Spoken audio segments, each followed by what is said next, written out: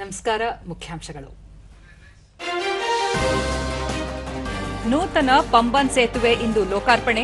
ಪ್ರಧಾನಿ ನರೇಂದ್ರ ಮೋದಿ ಅವರಿಂದ ಚಾಲನೆ.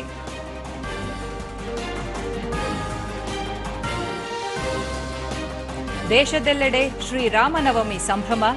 ರಾಮನ ಜೀವನ ಸತ್ಯ ಧರ್ಮದ ಹಾದಿಯಲ್ಲಿ ಸಾಗಲು ಸ್ಫೂರ್ತಿ. ರಾಷ್ಟ್ರಪತಿ ದ್ರೌಪದಿ ಮುರ್ಮು.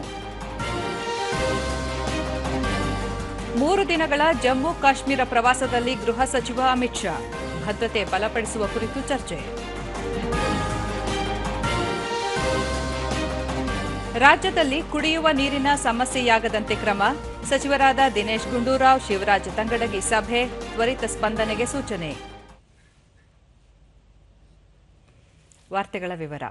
ದೇಶದ ಮೊದಲ ಲಂಬಸಾಗರ ಸೇತುವೆಯಾದ ಹೊಸ ಪಂಬನ್ ರೈಲ್ವೆ ಸೇತುವೆಯನ್ನು ಪ್ರಧಾನಿ ನರೇಂದ್ರ ಮೋದಿ ಅವರು ಇಂದು ತಮಿಳುನಾಡಿನ ರಾಮೇಶ್ವರದಲ್ಲಿ ಲೋಕಾರ್ಪಣೆ ಮಾಡಲಿದ್ದಾರೆ. ಈ ವೇಳೆ ರೈಲ್ವೆ ಹಾಗೂ ವಾರ್ತಾ ಮತ್ತು ಪ್ರಸಾರ ಖಾತೆ ಸಚಿವ ಅಶ್ವಿನಿ ವೈಷ್ಣವ್, ವಾರ್ತಾ ಮತ್ತು ಪ್ರಸಾರ ಹಾಗೂ ಸಂಸದೀಯ ವ್ಯವಹಾರಗಳ ರಾಜ್ಯ ಸಚಿವ ಎಲ್ ಮುರುಗನ್ ಸೇರಿದಂತೆ ಹಲವರು ಪಾಲ್ಗೊಳ್ಳಲಿದ್ದಾರೆ. ಈ ಕುರಿತು ಸಾಮಾಜಿಕ ಜಾಲತಾಣ ಎಕ್ಸ್ ಖಾತೆಯಲ್ಲಿ ಮಾಹಿತಿ ಹಂಚಿಕೊಂಡಿರುವ ಪ್ರಧಾನಿ ನರೇಂದ್ರ ಮೋದಿ, ರಾಮನವಮಿಯ ಶುಭ ಸಂದರ್ಭದಲ್ಲಿ ತಮಿಳುನಾಡಿನಲ್ಲಿ ಹೊಸ ಪಂಬನ್ ರೈಲು ಸೇತುವೆ ಉದ್ಘಾಟನೆಯಾಗಲಿದ್ದು, ಇದರಿಂದ ತಮಿಳುನಾಡು ಮಂದಿಗೆ ಅನುಕೂಲವಾಗಲಿದೆ. ಇದೇ ವೇಳೆ ಅರುಳ್ಮಿಗು ರಾಮನಾಥಸ್ವಾಮಿ ದೇವಾಲಯಕ್ಕೂ ಭೇಟಿ ನೀಡಲಿದ್ದು, ಸರಿಸುಮಾರು 8,300 ಕೋಟಿ ರೂಪಾಯಿ ಮೊತ್ತದ ವಿವಿಧ ಅಭಿವೃದ್ಧಿ ಯೋಜನೆಗಳ ಉದ್ಘಾಟನೆ ಮತ್ತು ಶಿಲಾನ್ಯಾಸ ನೆರವೇರಿಸಲಾಗುವುದು ಎಂದು ಮಾಹಿತಿ ಹಂಚಿಕೊಂಡಿದ್ದಾರೆ.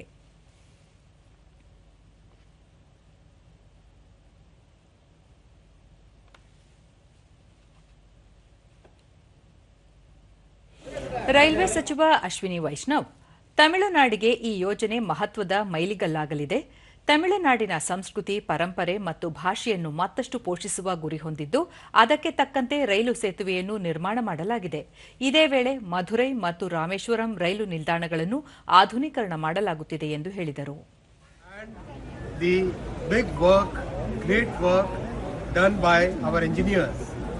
I thank Honorable Prime Minister Shri Narendra Modi ji for inspiring us to do this kind of very important bridge which connects the Tamil culture, connects with the Tamil culture. Tomorrow Honorable Prime Minister will inaugurate this bridge. I would also like to see the Madurai station and the Rameshwaram station, which are being redeveloped under the Amrit Bharat station program, which is world's largest station redevelopment program. ಇಂದು ರಾಮೇಶ್ವರಂನಲ್ಲಿ ಲೋಕಾರ್ಪಣೆಗೊಳ್ಳುತ್ತಿರುವ ಪಂಬನ್ ಸೇತುವೆ ಸಾಕಷ್ಟು ವಿಶೇಷತೆಗಳನ್ನು ಒಳಗೊಂಡಿದೆ. ಈ ಸೇತುವೆ ತಮಿಳುನಾಡಿನ ಹೆಗ್ಗುರುತಾಗಲಿದ್ದು, ಜನರಿಗೂ ಅನುಕೂಲವಾಗಲಿದೆ. ಆಧುನಿಕ ತಂತ್ರಜ್ಞಾನಕ್ಕೆ ಸಾಕ್ಷಿಯಾಗಿರುವ ಈ ಸೇತುವೆ ಬಗೆಗಿನ ವರದಿ ಇಲ್ಲಿದೆ. ದೇಶದ ಮೊದಲ ವರ್ಟಿಕಲ್ ರೈಲ್ವೆ ಬ್ರಿಡ್ಜ್ ಲೋಕಾರ್ಪಣೆಗೆ ಸಜ್ಜಾಗಿದೆ. ರಾಮೇಶ್ವರಂ ಭಕ್ತರಿಗೆ, ಧನುಷ್ಕೋಡಿ ಪ್ರವಾಸಿಗರಿಗೆ ಅನುಕೂಲವಾಗುವ ನಿಟ್ಟಿನಲ್ಲಿ ಪಂಬನ್ ಬ್ರಿಡ್ಜ್ ನಿರ್ಮಿಸಲಾಗಿದೆ. ಇದು ದೇಶದಲ್ಲಿ ಮತ್ತೊಂದು ಇಂಜಿನಿಯರಿಂಗ್ ಅದ್ಭುತಕ್ಕೆ ಸಾಕ್ಷಿಯಾಗಿದೆ. ಸಮುದ್ರದಲ್ಲಿ ನಿರ್ಮಿಸಲಾದ ಮೊದಲ ವರ್ಟಿಕಲ್ ಲಿಫ್ಟ್ ಸೇತುವೆ ಇದಾಗಿದ್ದು, ಇದು ಹಲವು ವಿಶೇಷತೆಗಳನ್ನು ಒಳಗೊಂಡಿದೆ. ತಮಿಳುನಾಡಿನ ಮಂಟಪಂನಿಂದ ರಾಮೇಶ್ವರಂ ದ್ವೀಪವನ್ನು ಸಂಪರ್ಕಿಸಲು ಆಧುನಿಕ ಸ್ಪರ್ಶದಿಂದ ಇದನ್ನು ನಿರ್ಮಿಸಲಾಗಿದೆ. 111 ವರ್ಷಗಳ ಹಿಂದೆ ಇಲ್ಲಿ ನಿರ್ಮಿಸಿದ್ದ ಹಳೆಯ ಸೇತುವೆ ಶಿಥಿಲಗೊಂಡು ಅವಧಿ ಮುಗಿದಿದ್ದರಿಂದ ಅದರ ಪಕ್ಕದಲ್ಲಿಯೇ ಈ ಹೊಸ ಸೇತುವೆಯನ್ನು ನಿರ್ಮಿಸಲಾಗಿದೆ.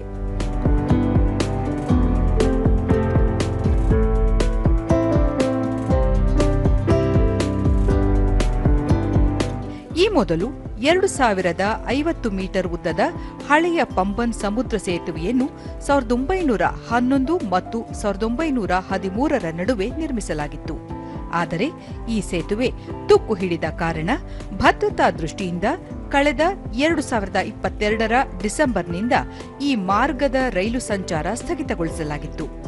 ಅಂದಿನಿಂದ ರಾಮೇಶ್ವರಂಗೆ ಬರುವ ಭಕ್ತರು, ಧನುಷ್ಕೋಡಿಗೆ ಭೇಟಿ ನೀಡುವ ಪ್ರವಾಸಿಗರು, ರಾಮೇಶ್ವರಂಗೆ ಸಂಚರಿಸುವವರು ಸಂಪೂರ್ಣವಾಗಿ ರಸ್ತೆ ಸಂಚಾರವನ್ನೇ ಅವಲಂಬಿಸಬೇಕಿತ್ತು. ದಕ್ಷಿಣ ರೈಲ್ವೆಯು ರೈಲು ವಿಕಾಸ ನಿಗಮ ಸಹಯೋಗದೊಂದಿಗೆ 531 ಕೋಟಿ ರೂಪಾಯಿ ವೆಚ್ಚದಲ್ಲಿ ನೂತನ ರೈಲು ಸೇತುವೆ ನಿರ್ಮಿಸಿದೆ.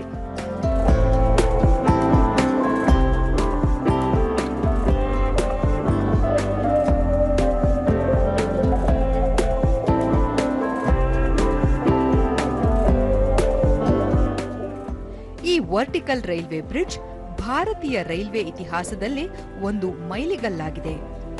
ನೂತನ ರೈಲ್ವೆ ಸೇತುವೆ 2.10 ಕಿಲೋಮೀಟರ್ ಉದ್ದವಿದೆ. ಇದರಲ್ಲಿನ ಲಂಬ ಸೇತುವೆ 72.5 ಮೀಟರ್ ಉದ್ದವಿದ್ದು, ಹಡಗು ಬಂದಾಗ 17 ಮೀಟರ್ ಎತ್ತರಕ್ಕೆ ಮೇಲಕ್ಕೆ ಏರಿಸಲಾಗುತ್ತದೆ. ಸದ್ಯಕ್ಕೆ ಈ ಸೇತುವೆ ಮೇಲೆ ಏಕಪಥ ಎಲೆಕ್ಟ್ರಿಫಿಕೇಷನ್ ಮಾರ್ಗ ಇದ್ದು, ಭವಿಷ್ಯದಲ್ಲಿ ದ್ವಿಪಥ ಮಾರ್ಗ ನಿರ್ಮಾಣಕ್ಕೂ ಬೇಕಾದ ಸೌಲಭ್ಯ ಒದಗಿಸಲಾಗಿದೆ. ವರ್ಟಿಕಲ್ ಲಿಫ್ಟ್ ಮಾಡುವ ವ್ಯವಸ್ಥೆ ಇದ್ದು, ದೊಡ್ಡ ಹಡಗುಗಳ ಸಂಚಾರಕ್ಕೆ ಅನುವು ಮಾಡಿಕೊಡಲಾಗುತ್ತದೆ. ರೈಲ್ವೆ ಟ್ರ್ಯಾಕ್ ಸೇರಿದಂತೆ ಈ ಸೇತುವೆಯ ತೂಕ 660 ಮೆಟ್ರಿಕ್ ಟನ್ ಇದೆ. ವರ್ಟಿಕಲ್ ರೈಲ್ವೆ ಬ್ರಿಡ್ಜ್ ಮೇಲಕ್ಕೆ ಎತ್ತಲು 5.30 ನಿಮಿಷಗಳನ್ನು ತೆಗೆದುಕೊಳ್ಳುವುದರಿಂದ ಹಡಗು ಸಾಗಾಟ ಸಮಯ ಉಳಿತಾಯವಾಗಲಿದೆ.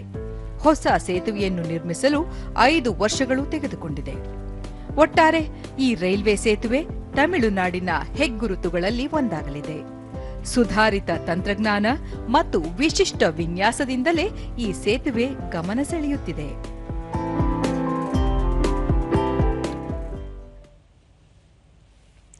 ಶ್ರೀಲಂಕಾ ಪ್ರವಾಸದಲ್ಲಿರುವ ಪ್ರಧಾನಿ ನರೇಂದ್ರ ಮೋದಿ ಇಂದು ಅನುರಾಧಾಪುರಕ್ಕೆ ಭೇಟಿ ನೀಡಲಿದ್ದು, ಶ್ರೀ ಮಹಾಬೋಧಿ ಮಂದಿರದಲ್ಲಿ ಪ್ರಾರ್ಥನೆ ಸಲ್ಲಿಸಲಿದ್ದಾರೆ. ಬಳಿಕ ಅವರು ಹಲವು ರೈಲ್ವೆ ಯೋಜನೆಗಳಿಗೆ ಚಾಲನೆ ನೀಡಲಿದ್ದಾರೆ.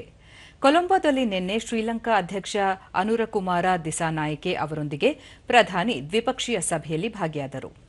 ಉಭಯ ನಾಯಕರ ಸಮ್ಮುಖದಲ್ಲಿ ರಕ್ಷಣಾ ವಿನಿಮಯ, ಸೌರಶಕ್ತಿ, ಆರೋಗ್ಯ, ಕೃಷಿ, ಪ್ರವಾಸೋದ್ಯಮ, ಡಿಜಿಟಲ್ ವಲಯಗಳು ಸೇರಿದಂತೆ 7 ಮಹತ್ವದ ಒಪ್ಪಂದಗಳ ವಿನಿಮಯ ನಡೆಯಿತು. ಭಾರತ, ಶ್ರೀಲಂಕಾ ಮತ್ತು ಯುಎಇಗಳ ನಡುವೆ ಇಂಧನ ಒಪ್ಪಂದ ವಿನಿಮಯವನ್ನು ಕೈಗೊಳ್ಳಲಾಯಿತು. ಇದೇ ವೇಳೆ ಶ್ರೀಲಂಕಾದ 5,000 ಧಾರ್ಮಿಕ ಸಂಸ್ಥೆಗಳಿಗೆ ಸೌರಶಕ್ತಿ ಒದಗಿಸುವ ಯೋಜನೆಯನ್ನು ಉದ್ಘಾಟಿಸಲಾಯಿತು.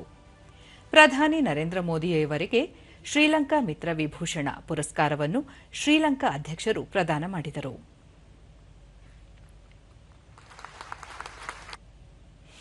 ಬಳಿಕ ಪ್ರಧಾನಿ ನರೇಂದ್ರ ಮೋದಿ ಉಭಯ ದೇಶಗಳ ಭದ್ರತೆ ಮತ್ತು ಸುರಕ್ಷತೆಯನ್ನು ಸಮಾನ ಆದ್ಯತೆಯಾಗಿ ಭಾರತ ಪರಿಗಣಿಸುತ್ತದೆ. ಸಂಕಷ್ಟದ ಸಂದರ್ಭಗಳಲ್ಲಿ ಶ್ರೀಲಂಕಾದ ಜೊತೆಗೆ ಭಾರತ ನಿಂತಿದೆ. ಇಂದು ಹಲವು ಅಭಿವೃದ್ಧಿ ಯೋಜನೆಗಳ ಅನುಷ್ಠಾನಕ್ಕೆ ಎಲ್ಲ ರೀತಿಯ ಸಹಕಾರ ಒದಗಿಸಲಾಗುತ್ತಿದೆ ಎಂದರು. ಮೀನುಗಾರರ ಸಮಸ್ಯೆಗಳಿಗೆ ಶೀಘ್ರ ಪರಿಹಾರ ಕಂಡುಕೊಳ್ಳಲಾಗುವುದು. ಶ್ರೀಲಂಕಾದಲ್ಲಿರುವ ತಮಿಳು ಭಾಷಿಕರ ಸುರಕ್ಷತೆ ಮತ್ತು ವಿಕಾಸಕ್ಕೆ ಸರ್ಕಾರ ಅಗತ್ಯ ಕ್ರಮ ವಹಿಸಬೇಕು. ಶ್ರೀಲಂಕಾದಲ್ಲಿ ಪುನರ್ ನಿರ್ಮಾಣ ಮತ್ತು ಪುನರ್ ಪ್ರತಿಷ್ಠಾಪನೆಯ ಪರಿಕಲ್ಪನೆಯಲ್ಲಿ ವಿವಿಧ ಯೋಜನೆಗಳನ್ನು ಕೈಗೆತ್ತಿಕೊಳ್ಳಲಾಗಿದ್ದು 7 ಮಹತ್ವದ ಒಪ್ಪಂದಗಳನ್ನು ಮಾಡಿಕೊಳ್ಳಲಾಗಿದೆ ಎಂದು ತಿಳಿಸಿದರು. चाहे 2019 का आतंकी हमला हो,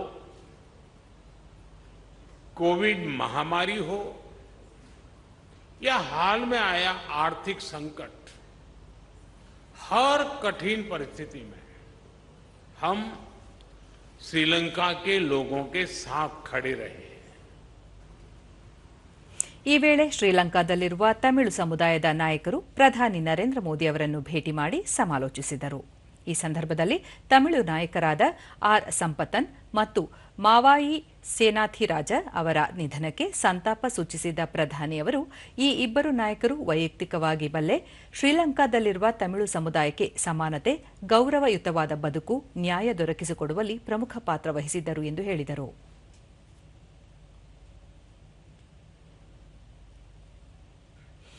ಇದೇ ವೇಳೆ ಅರವಿಂದ ಡಿ ಸಿಲ್ವಾ, ಸನತ್ ಜಯಸೂರ್ಯ ಸೇರಿದಂತೆ ಪ್ರಮುಖ ಮಾಜಿ ಕ್ರಿಕೆಟಿಗರನ್ನು ಕೂಡ ಭೇಟಿಯಾಗಿ ಪ್ರಧಾನಿ ನರೇಂದ್ರ ಮೋದಿ ಮಾತುಕತೆ ನಡೆಸಿದರು.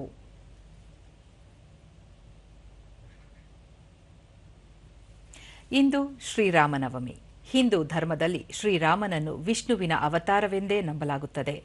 ಶ್ರೀರಾಮನವಮಿಯನ್ನು ಯುಗಾದಿಯ 8 ದಿನಗಳ ನಂತರ ಚೈತ್ರ ಮಾಸದ ಶುಕ್ಲ ಪಕ್ಷದಲ್ಲಿ ಆಚರಿಸಲಾಗುತ್ತದೆ.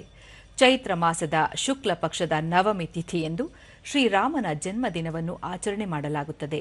ಈ ದಿನ ವಿವಿಧ ಧಾರ್ಮಿಕ ಕಾರ್ಯಗಳು, ಪೂಜಾ ಕೈಂಕರ್ಯಗಳು ನಡೆಯುತ್ತವೆ.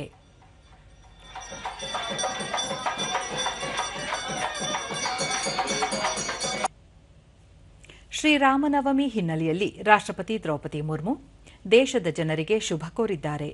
ಶ್ರೀರಾಮನ ಅದ್ಭುತ ಜೀವನ ಪ್ರಯಾಣವು ಸತ್ಯ, ಧರ್ಮ ಮತ್ತು ನೀತಿಯ ಮಾರ್ಗವನ್ನು ಅನುಸರಿಸಲು ಎಲ್ಲರಿಗೂ ಸ್ಫೂರ್ತಿ ನೀಡುತ್ತದೆ. ಶ್ರೀರಾಮನ ಜನ್ಮದಿನದ ಈ ಹಬ್ಬವು ಸಮರ್ಪಣೆ ಮತ್ತು ಬದ್ಧತೆಯಿಂದ ಮಾನವೀಯತೆಗೆ ಸೇವೆ ಸಲ್ಲಿಸುವ ಸಂದೇಶವನ್ನು ನೀಡುತ್ತದೆ ಎಂದು ಅವರು ಹೇಳಿದ್ದಾರೆ.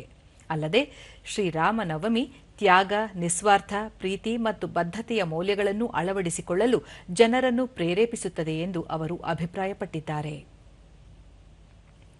ಪ್ರಧಾನಿ ನರೇಂದ್ರ ಮೋದಿ ತಮ್ಮ ಸಾಮಾಜಿಕ ಜಾಲತಾಣದಲ್ಲಿ ಶ್ರೀರಾಮನವಮಿ ಶುಭ ಹಾರೈಸಿದ್ದಾರೆ.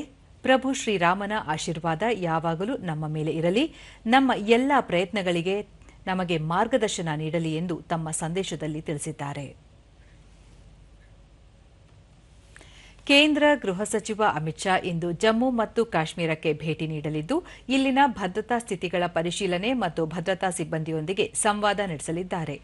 3 ದಿನಗಳ ತಮ್ಮ ಈ ಭೇಟಿಯಲ್ಲಿ ಅಮಿತ್ ಶಾ ಅವರು ಜಮ್ಮುವಿನಲ್ಲಿ ಬಿಜೆಪಿ ಶಾಸಕರನ್ನು ಭೇಟಿ ಮಾಡಲಿದ್ದಾರೆ. ಜೊತೆಗೆ ಅಮರನಾಥ ಯಾತ್ರೆಯ ಭದ್ರತೆಯ ಬಗ್ಗೆಯೂ ಚರ್ಚಿಸಲಿದ್ದಾರೆ.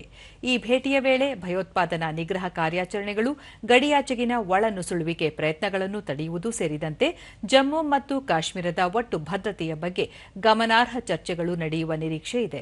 ಇದರೊಂದಿಗೆ ಅವರು ಶ್ರೀನಗರದಲ್ಲಿ ಹಲವಾರು ಬಹುಕೋಟಿ ವೆಚ್ಚದ ಯೋಜನೆಗಳ ವರ್ಚುವಲ್ ಉದ್ಘಾಟನೆ ಮತ್ತು ಶಂಕುಸ್ಥಾಪನೆಯನ್ನು ನೆರವೇರಿಸಲಿದ್ದಾರೆ. ಅಮಿತ್ ಶಾ ಭೇಟಿ ಹಿನ್ನೆಲೆಯಲ್ಲಿ ಎಲ್ಲ ವ್ಯವಸ್ಥೆಯನ್ನು ಕಲ್ಪಿಸಲಾಗಿದೆ. ದಕ್ಷಿಣ ಕನ್ನಡ ಜಿಲ್ಲೆಯಲ್ಲಿ ಕುಡಿಯುವ ನೀರು, ಬೇಸಿಗೆ ಸಮಸ್ಯೆ ಹಾಗೂ ಮಳೆಗಾಲವನ್ನು ಎದುರಿಸಲು ಅಗತ್ಯ ಸಿದ್ಧತೆಗಳ ಕುರಿತು ಮಂಗಳೂರಿನ ಜಿಲ್ಲಾಧಿಕಾರಿ ಕಚೇರಿಯಲ್ಲಿ ನಿನ್ನೆ ಜಿಲ್ಲಾ ಉಸ್ತುವಾರಿ ಸಚಿವ ದಿನೇಶ್ ಗುಂಡೂರಾವ್ ನೇತೃತ್ವದಲ್ಲಿ ಸಭೆ ನಡೆಸಲಾಯಿತು. ಈ ಸಂದರ್ಭದಲ್ಲಿ ಜಿಲ್ಲಾಧಿಕಾರಿ ಮುಲ್ಲೈ ಮುಗಿಲನ್, ಜಿಲ್ಲಾ ಪಂಚಾಯತ್ ಮುಖ್ಯ ಕಾರ್ಯನಿರ್ವಹಣಾಧಿಕಾರಿ ಡಾ ಕೆ ಆಂದನ್, ಶಾಸಕ ಅಶೋಕ್ ರೈ, ಪೊಲೀಸ್ ವರಿಷ್ಠಾಧಿಕಾರಿ ಯತೀಶ್ ಸೇರಿದಂತೆ ಮತ್ತಿತರರು ಉಪಸ್ಥಿತರಿದ್ದರು.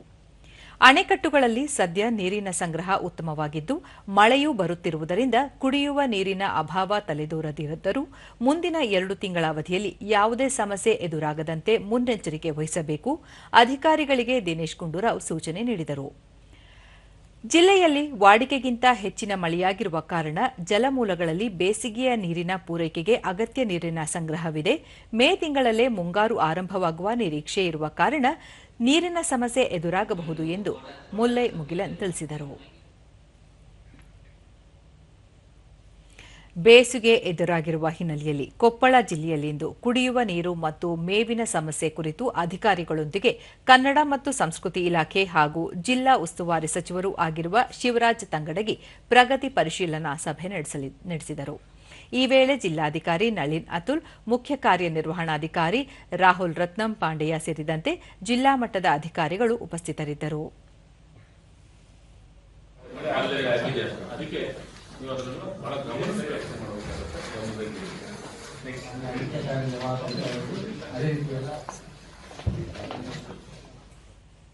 ಬಳಿಕ ಸುದ್ದಿಗಾರರೊಂದಿಗೆ ಸಚಿವರು ಕುಡಿಯುವ ನೀರಿಗೆ ಯಾವುದೇ ತೊಂದರೆಯಾಗದಂತೆ ಕ್ರಮ ವಹಿಸಲಾಗಿದೆ. ಇದೇ 10ರವರೆಗೆ ರೈತರಿಗೂ ಸಹ ನೀರು ಹರಿಸಲು ಯೋಜಿಸಲಾಗಿದೆ. ಜನರ ಸಮಸ್ಯೆಗಳಿಗೆ ಸರ್ಕಾರ ಎಲ್ಲ ರೀತಿಯಲ್ಲೂ ಸ್ಪಂದಿಸಲಿದೆ ಎಂದು ತಿಳಿಸಿದರು. 2.5 TMS ಕುಡಿ ನೀರಿಗೆ ನೀರು ಇಟ್ಕೊಂಡ್ವಿ. ಮತ್ತು ಇದ್ರೊಳಗೆ ಮೇದೊಳಗೆ ಕುಡಿ ನೀರಿಗೆ ನೀರು ಕೊಡುವಂಥ ವ್ಯವಸ್ಥೆನ ಮಾಡ್ಕೊತೀವಿ. ಸರ್, ಈಗ ನಾವು 10ನೇ ತಾರೀಕುವರೆಗೂ ರೈತರಿಗೆ ನೀರು ಕೊಡುವಂಥ ಕೆಲಸ ಮಾಡ್ತೀವಿ. ಅದಾದಮೇಲೆ 10ನೇ ತಾರೀಕಿಗೆ ನಿಂದಿರಿಸಿ ಕುಡಿ ನೀರಿಗೆ ನೀರು ಇಟ್ಕೊತೀವಿ. ನಾವು ಈಗಾಗಲೇ ಭದ್ರಾದಿಂದ 2 TMS ನೀರು ಬಿಡಿಸಿದ್ದೀವಿ. ರಾಜ್ಯ ಸರ್ಕಾರದ ಬೆಲೆ ಏರಿಕೆ ವಿರುದ್ಧ ಆಕ್ರೋಶ ವ್ಯಕ್ತಪಡಿಸಿ ಕೋಲಾರ ತಾಲೂಕು ಕಚೇರಿಯ ಮುಂದೆ ಬಿಜೆಪಿ ಕಾರ್ಯಕರ್ತರು ನಿನ್ನೆ ಪ್ರತಿಭಟನೆ ನಡೆಸಿದರು. ಸರ್ಕಾರದ ವಿರುದ್ಧ ಪ್ರತಿಭಟನಾಕಾರರು ಘೋಷಣೆಗಳನ್ನು ಕೂಗಿದರು.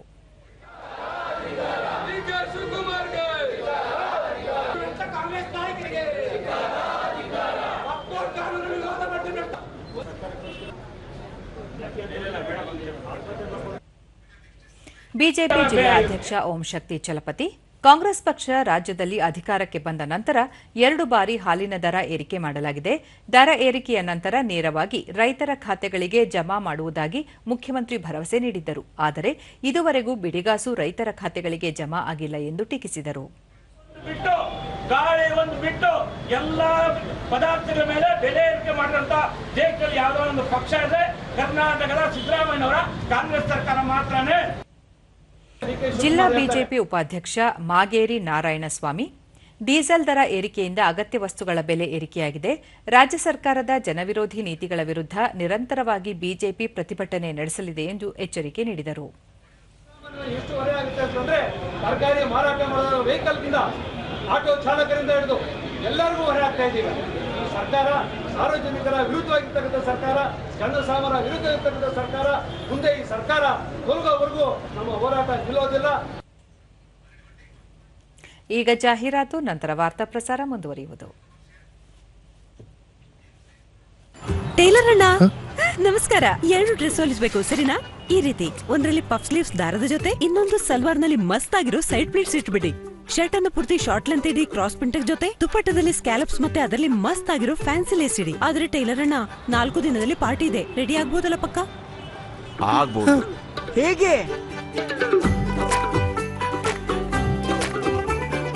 Just looking like a wow. Fashion ಬದಲಾಗುತ್ತೆ ಯಾವಾಗಲೂ, ಉಷಾ ಯಾವಾಗಲೂ.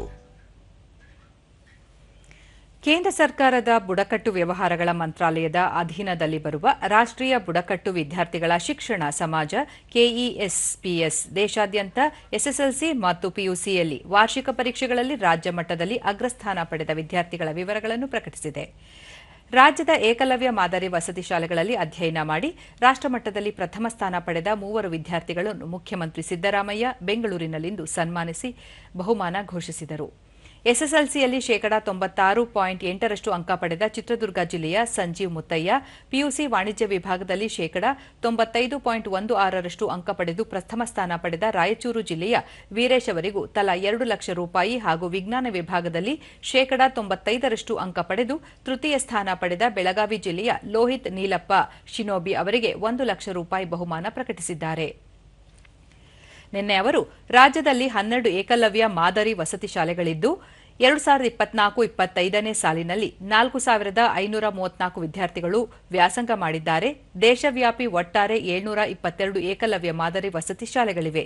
ಈ ವೇಳೆ ಲೋಕೋಪಯೋಗಿ ಸಚಿವ ಸತೀಶ್ ಜಾರಕಿಹೊಳಿ, ಮುಖ್ಯಮಂತ್ರಿಗಳ ರಾಜಕೀಯ ಕಾರ್ಯದರ್ಶಿ ಗೋವಿಂದರಾಜು, ಪರಿಶಿಷ್ಟ ಪಂಗಡಗಳ ಇಲಾಖೆ ಕಾರ್ಯದರ್ಶಿ ರಂದೀಪ್, ಮುಖ್ಯಮಂತ್ರಿಗಳ ಅಪರ ಮುಖ್ಯ ಕಾರ್ಯದರ್ಶಿ ಎಲ್ಕೆ ಅತೀಶ್ ಮತ್ತಿತರರು ಉಪಸ್ಥಿತರಿದ್ದರು.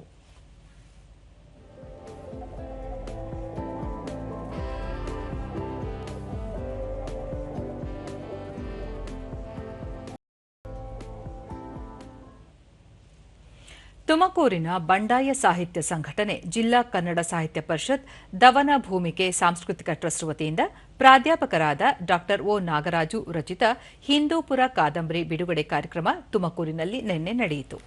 ಈ ಸಂದರ್ಭದಲ್ಲಿ ಸಾಹಿತಿ ಪ್ರೊಫೆಸರ್ ಬರಗೂರು ರಾಮಚಂದ್ರಪ್ಪ, ಪ್ರಾಧ್ಯಾಪಕ ಡಾ ಒ ನಾಗರಾಜು, ಕೇಂದ್ರ ಸಾಹಿತ್ಯ ಅಕಾಡೆಮಿಯ ಯುವ ಪ್ರಶಸ್ತಿ ಪುರಸ್ಕೃತರಾದ ಡಾ ಎಚ್ ಲಕ್ಷ್ಮೀನಾರಾಯಣಸ್ವಾಮಿ, ಪತ್ರಕರ್ತ ರಘುನಾಥ ಚಹಾ, ಜಿಲ್ಲಾ ಕನ್ನಡ ಸಾಹಿತ್ಯ ಪರಿಷತ್ತಿನ ಅಧ್ಯಕ್ಷ ಕೆಎಸ್ ಸಿದ್ದಲಿಂಗಪ್ಪ ಸೇರಿದಂತೆ ಮತ್ತಿತರರು ಉಪಸ್ಥಿತರಿದ್ದರು.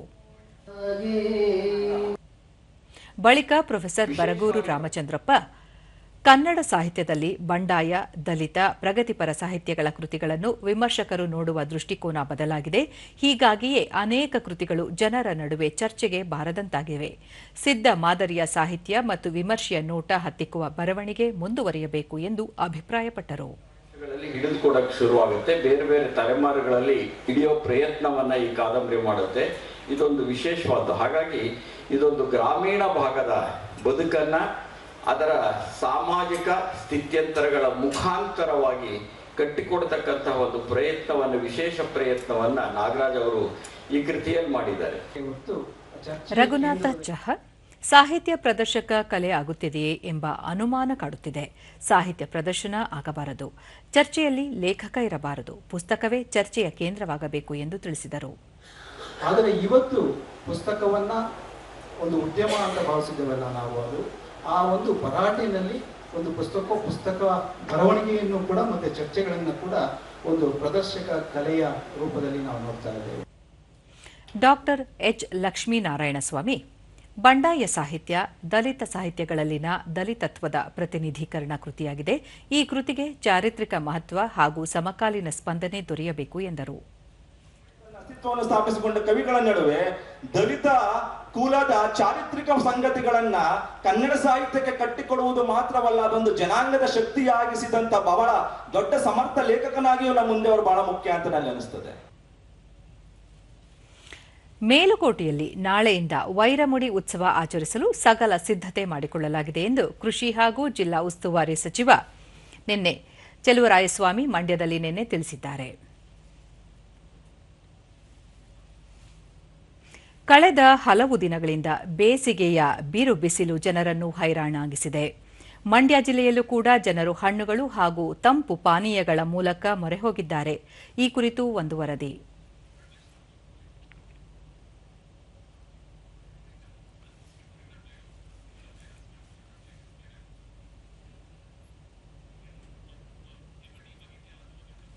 ಕಳೆದ ಹಲವು ದಿನಗಳಿಂದ ಬೇಸಿಗೆಯ ಬಿರುಬಿಸಿಲು ಜನರನ್ನು ಹೈರಾಣಿಗೊಳಿಸಿದ್ದು, ಮಂಡ್ಯ ಜಿಲ್ಲೆಯಲ್ಲೂ ಕೂಡ ಜನರು ಹಣ್ಣುಗಳು ಹಾಗೂ ತಂಪು ಪಾನೀಯಗಳ ಮೊರೆ ಹೋಗಿದ್ದಾರೆ. ಈ ಕುರಿತು ಒಂದು ವರದಿ.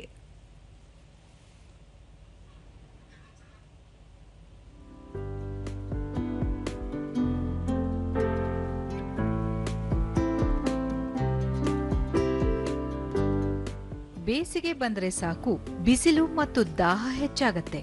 ಹೀಗಾಗಿ ಜನರು ದಾಹ ನೀಗಿಸೋಕೆ ರಸ್ತೆ ಬದಿಗಳಲ್ಲಿ ಎಳನೀರು, ಕಲ್ಲಂಗಡಿ, ಕರಬೂಜ, ಕಿತ್ತಲೆ ಹಣ್ಣು, ಸೌತೆಕಾಯಿ ಸೇರಿದಂತೆ ವಿವಿಧ ಬಗೆಯ ಹಣ್ಣುಗಳು ಮತ್ತು ಪಾನೀಯಗಳ ಮೂಲಕ ಜನರು ತಮ್ಮ ದಾಹವನ್ನ ನೀಗಿಸುತ್ತಾರೆ. ಇಂತಹ ನೀರಿನ ಅಂಶ ಹೆಚ್ಚಿರುವ ಹಣ್ಣು ತರಕಾರಿಗಳು ಹೇರಳವಾಗಿ ಜನರ ಕೈಗೆಟುಕುತ್ತಿವೆ.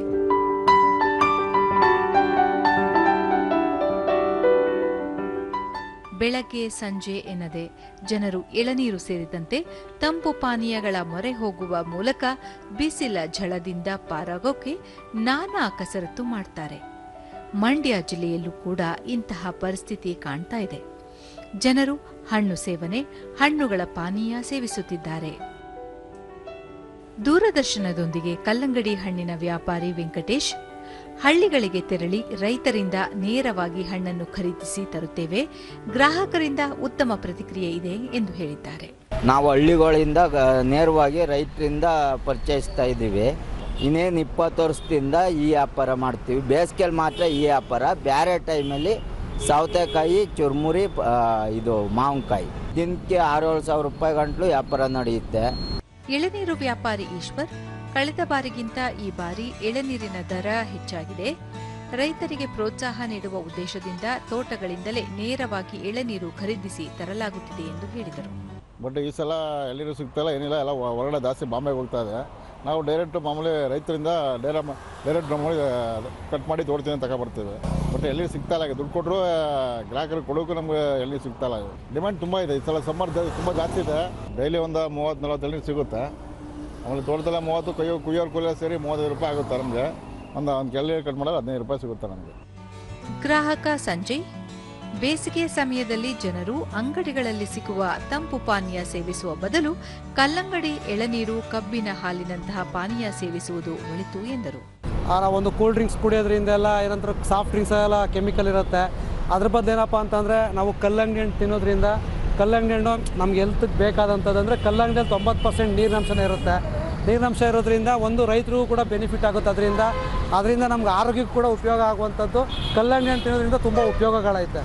ಜೊತೆಗೆ ನಾವು ಕೆಮಿಕಲ್ ಸಾಫ್ಟ್ ಡ್ರಿಂಕ್ಸ್ ಎಲ್ಲ ಕುಡಿತೀವಿ. ಸಾಫ್ಟ್ ಡ್ರಿಂಕ್ಸಲ್ಲಿ ಏನಪ್ಪ ಅಂತಾರೆ, ನಾವು ಒಂದು 1/4 ಲೀಟ್ರ್ ಸಾಫ್ಟ್ ಡ್ರಿಂಕ್ಸ್ ಕುಡಿಯೋದ್ರಿಂದ ಅದು ಬಾಡಿಯಿಂದ ಆಚೆ ಹೋಗೋದಕ್ಕೆ ಒಂದು 100 ಲೀಟ್ರ್ ನೀರು ಕುಡಿಬೇಕು ನಾವು. ಅಷ್ಟು ಕೆಮಿಕಲ್ ಆ್ಯಡ್ ಆಗಿರುತ್ತೆ ಅದರಲ್ಲಿ. ಮತ್ತೊಬ್ಬ ಗ್ರಾಹಕ ಚಿದುಕುಮಾರ್, ಬೇಸಿಗೆ ವೇಳೆ ಜನರು ಕಲ್ಲಂಗಡಿ, ಸೌತೆಕಾಯಿ, ಕಬ್ಬಿನ ಹಾಲು, ಕರಬೂಜ, ಕಿತ್ತಳೆ ಸೇರಿದಂತೆ ತರಕಾರಿ, ಹಣ್ಣುಗಳನ್ನು ಹೆಚ್ಚಾಗಿ ಸೇವಿಸುವ ಮೂಲಕ ರೈತರನ್ನ ಪ್ರೋತ್ಸಾಹಿಸಬೇಕು ಎಂದರು. ರೈತರು ತುಂಬ ಬೆಳೀತಾರೆ. 3ನೇದು ಪಪ್ಪಾಯ ಇರ್ಬೋದು, ಸೀಬೆಕಾಯಿ ಇರ್ಬೋದು. ಇದು ರೈತರು ಬೆಳೆದಂಥ ಪದಾರ್ಥಗಳು ಹೆಚ್ಚಾಗಿ ತಿನ್ನಿ. ಆಮೇಲೆ ಈ ಬರ್ತಾ ವ್ಯವಸಾಯ ಕಮ್ಮಿ ಮಾಡೋದ್ರಿಂದ ನೋಡಿ ಬೇಸಿಗೆ ತುಂಬ ಹೊಡಿತೈತೆ. ವ್ಯವಸಾಯ ಇದ್ದರೆ ಭೂಮಿ ತಂಪಾಗಿರ್ತದೆ, ಬಿಸಿಲು ಕಮ್ಮಿ ಇರ್ತದೆ. ಒಟ್ಟಾರೆಯಾಗಿ ಜನರು ಬಿಸಿಲಿನ ಬೇಗೆಯಿಂದ ಪಾರಾಗೋಕೆ ತಂಪು ಪಾನೀಯ, ಎಳನೀರು, ಹಣ್ಣಿನ ರಸ ಸೇವಿಸುವ ಮೂಲಕ ತಮ್ಮ ದಾಹ ನೀಗಿಸಿಕೊಳ್ಳುವ ಪ್ರಯತ್ನವನ್ನ ಮಾಡ್ತಾ ಇದ್ದಾರೆ.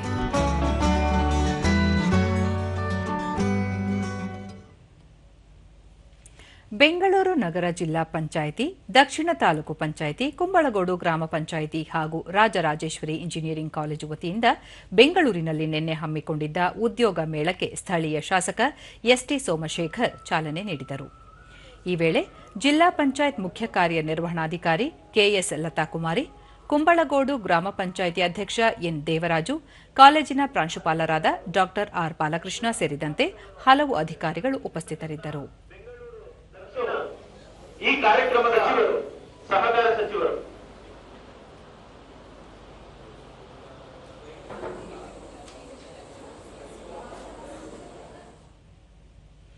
ಬಳಿಕ ಸೋಮಶೇಖರ್, ಉದ್ಯೋಗ ಮೇಳದಲ್ಲಿ 6,000ಕ್ಕೂ ಅಧಿಕ ಉದ್ಯೋಗಾಕಾಂಕ್ಷಿಗಳು ನೋಂದಣಿ ಮಾಡಿಕೊಂಡಿದ್ದು 55ಕ್ಕೂ ಹೆಚ್ಚು ಪ್ರತಿಷ್ಠಿತ ಕಂಪನಿಗಳು ಈ ಮೇಳದಲ್ಲಿ ಪಾಲ್ಗೊಂಡಿವೆ. ಅರ್ಹರೆಲ್ಲರಿಗೂ ಉದ್ಯೋಗ ದೊರೆತು ಅವರ ಬದುಕು ಹಸನಾಗಲಿ ಎಂದರು. ನಮ್ಮಲ್ಲಿ ಅಟೆಂಡ್ ಆಗಿರ್ತಕ್ಕಂಥದ್ದು ನೋಂದಣಿ ಮಾಡಿರ್ತಕ್ಕಂಥದ್ದು 6,500. ಯಾರ ಅರ್ಹತೆ ಇದೆ ಅವೆಲ್ಲರಿಗೂ ಕೂಡ ಒಂದು ಉದ್ಯೋಗ ಸಿಗ್ತಕ್ಕಂಥ ಅವಕಾಶ ಇವತ್ತು ಇದೆ. ಕೆಎಸ್ ಲತಾ ಕುಮಾರಿ, ಶಿಕ್ಷಣ ಮುಗಿಸಿದ ಪ್ರತಿಯೊಬ್ಬರಿಗೂ ಉದ್ಯೋಗ ಅತ್ಯವಶ್ಯಕ. ಅದರಲ್ಲೂ ಇತ್ತೀಚಿನ ದಿನಗಳಲ್ಲಿ ಉದ್ಯೋಗ ಪಡೆಯುವುದು ಹರಸಾಹಸದ ಕೆಲಸ. ಈ ನಿಟ್ಟಿನಲ್ಲಿ ಉದ್ಯೋಗ ಮೇಳ ಸಹಕಾರಿಯಾಗಿದೆ. ನೋಂದಣಿಯಾಗಿದ್ದ 6,000ಕ್ಕೂ ಅಧಿಕ ಆಕಾಂಕ್ಷಿಗಳ ಪೈಕಿ 3,000ದಷ್ಟು ವಿದ್ಯಾರ್ಥಿಗಳು ಪಾಲ್ಗೊಂಡಿದ್ದಾರೆ. ಅರ್ಹ ಅಭ್ಯರ್ಥಿಗಳಿಗೆ ಉದ್ಯೋಗ ನೀಡುವ ನಿಟ್ಟಿನಲ್ಲಿ ಕಾರ್ಯೋನ್ಮುಖವಾಗಿದೆ ಎಂದರು. ಅರ್ಹತೆಗೆ ತಕ್ಕಂತೆ ಉದ್ಯೋಗವನ್ನು ಪಡೆಯಬೇಕು. ಅವರ ಜೀವನದಲ್ಲಿ ಅವರು ಒಳ್ಳೆಯ ಉನ್ನತ ಸ್ಥಾನಕ್ಕೆ ಇರಬೇಕು. ಅವರು ನಮ್ಮ ದೇಶದ ಆರ್ಥಿಕತೆಗೆ ಕಾಂಟ್ರಿಬ್ಯೂಷನ್ ಅಂದ್ರೆ ಅವರ ಕೊಡುಗೆಯನ್ನ ನೀಡಬೇಕು.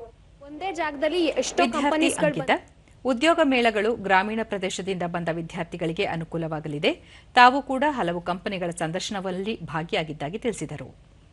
ತುಂಬಾ ಚೆನ್ನಾಗಿ ರೆಸ್ಪಾನ್ಸ್ ಬಂದಿದೆ ನನಗೆ. ಅದರಲ್ಲೂ ತುಂಬಾ ಕಂಪನೀಸ್ಗಳು ನನ್ನ ಫೀಲ್ಡ್ ಪ್ರಕಾರ ಅಕೌಂಟೆಂಟ್ಸ್ ಜಾಬ್ಸ್ ಅಥವಾ HR ಜಾಬ್ಸ್ಗೆ ರಿಲೇಟೆಡ್ ಆಗಿರೋದ್ರಿಂದ. ಈಗ ಇಂದಿನ ಪತ್ರಿಕೆಗಳ ಇಣುಕು ನೋಟ. ಇಂದು ಪಂಬನ್ ರೈಲು ಸೇತುವೆಗೆ ಮೋದಿ ಚಾಲನೆ. ರಾಮೇಶ್ವರಕ್ಕೆ ಮತ್ತೆ ನೇರ ರೈಲು ಸಂಪರ್ಕ ಸಾಧ್ಯ.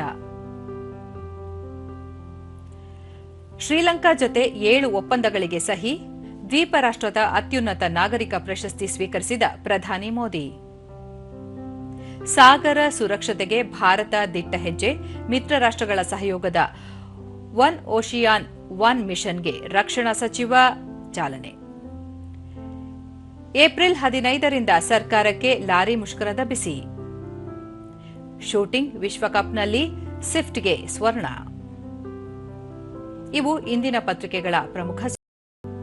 ಉಳಿದಂತೆ ವಕ್ಫ್ ತಿದ್ದುಪಡಿ ಮಸೂದೆ ಮುಸ್ಲಿಮರ ವಿರುದ್ಧವಲ್ಲ, ಜೋಶಿ. ರಾಜ್ಯದಲ್ಲಿ ಎಥೆನಾಲ್ ಉತ್ಪಾದನೆಗೆ ಉತ್ತೇಜನ. ಸಕ್ಕರೆ ಸಚಿವ ಶಿವಾನಂದ ಪಾಟೀಲ್ ಅಭಿಮತ. ಕರುನಾಡಿಗೂ ಟ್ರಂಪ್ ಪ್ರತಿ ಸುಂಕದ ಕರಿನೆರಳು. ತೆಲಂಗಾಣ 20 ಮಹಿಳೆಯರ ಸಹಿತ 86 ನಕ್ಸಲರ ಶರಣಾಗತಿ. ಭದ್ರತಾ ಪಡೆಯ ನಿಲ್ಲದ ಕಾರ್ಯಾಚರಣೆ. ಎಸ್ಎಂಕೆ ಸ್ಮರಣಾರ್ಥ ಟೆನ್ನಿಸ್. ಸಿಂಗಲ್ಸ್ ಸೆಮಿಫೈನಲ್ಸ್ನಲ್ಲಿ ಸೋತ ಚಿರಾಗ್. ಡಬಲ್ಸ್ನಲ್ಲಿ ಪ್ರಜ್ವಲ್ ನಿತಿನ್ ರನ್ನರ್ ಅಪ್. ಕೊನೆಯಲ್ಲಿ ಮತ್ತೊಮ್ಮೆ ಮುಖ್ಯಾಂಶಗಳು. ನೂತನ ಪಂಬನ್ ಸೇತುವೆ ಇಂದು ಲೋಕಾರ್ಪಣೆ. ಪ್ರಧಾನಿ ನರೇಂದ್ರ ಮೋದಿ ಅವರಿಂದ ಚಾಲನೆ.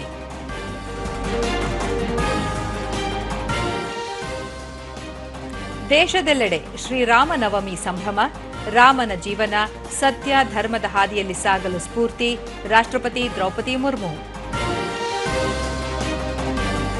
3 ದಿನಗಳ ಜಮ್ಮು ಕಾಶ್ಮೀರ ಪ್ರವಾಸದಲ್ಲಿ ಗೃಹ ಸಚಿವ ಅಮಿತ್ ಶಾ. ಭದ್ರತೆ ಬಲಪಡಿಸುವ ಕುರಿತು ಚರ್ಚೆ. ರಾಜ್ಯದಲ್ಲಿ ಕುಡಿಯುವ ನೀರಿನ ಸಮಸ್ಯೆಯಾಗದಂತೆ ಕ್ರಮ. ಸಚಿವರಾದ ದಿನೇಶ್ ಗುಂಡೂರಾವ್, ಶಿವರಾಜ್ ತಂಗಡಗಿ ಸಭೆ. ತ್ವರಿತ ಸ್ಪಂದನೆಗೆ ಸೂಚನೆ. ನಮ್ಮ ವಾರ್ತಾ ಪ್ರಸಾರವನ್ನು ನೀವು ಡಿಡಿ ಚಂದನ ನ್ಯೂಸ್ ಯೂಟ್ಯೂಬ್ ಚಾನೆಲ್, ಎಕ್ಸ್ ಖಾತೆ, ಫೇಸ್ಬುಕ್ ಹಾಗೂ ಇನ್ಸ್ಟಾಗ್ರಾಂನಲ್ಲೂ ವೀಕ್ಷಿಸಬಹುದು.